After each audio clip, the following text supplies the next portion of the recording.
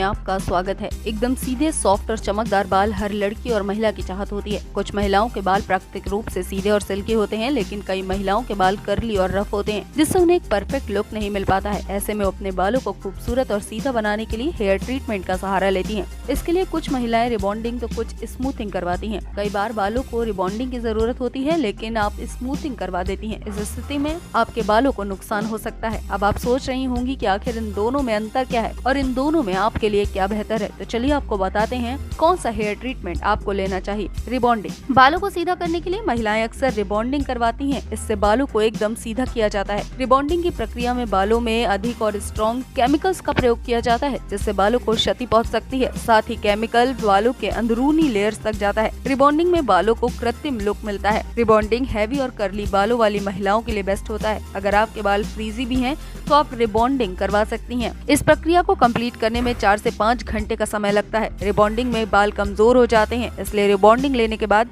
बालों की extra care करने की जरूरत होती है। रिबॉन्डिंग एक खर्चीला हेयर ट्रीटमेंट है। इसमें अन्य हेयर ट्रीटमेंट की तुलना में अधिक पैसे खर्च करने होते हैं। रिबॉन्डिंग लगभग 1 साल तक चल सकती है। स्मूथिंग। इन दिनों ज्यादातर महिलाएं अपने बालों को सीधा करने के लिए स्मूथिंग का सहारा ले रही हैं। स्मूथिंग से बालों को सॉफ्ट और मुलायम बनाया जाता है। इस प्रक्रिया में फ्रीजी हेयर्स को हटाया जाता है। स्मूथिंग करने की प्रक्रिया के दौरान सबसे पहले बालों पर फॉर्मेल्डिहाइड सॉल्यूशन लगाया जाता है। सूखने के बाद बालों को सीधा किया जाता है। स्मूथिंग में बालों पर केमिकल का यूज कम किया जाता है, इसलिए रिबॉन्डिंग की तुलना में बालों को कम नुकसान पहुंचाता है। स्मूथिंग करवाने से बालों को एक नेचुरल लुक मिलता है। स्मूथिंग की प्रक्रिया में रिबॉन्डिंग से कम समय लगता है।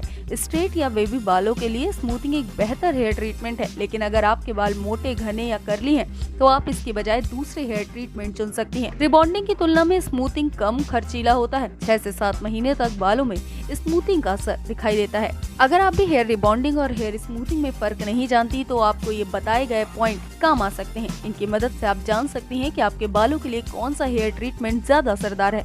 अगर आपको समझ नहीं पा रहे हैं, तो आप हेयर ट्रीटमेंट लेने से पहले किसी एक्सपर्ट की राय जरूर लें। एक्सपर्ट आपके बालों की कंडीशन देखकर बता सकते हैं कि आपके लिए दोनों में से क्या ज्यादा बेहतर है।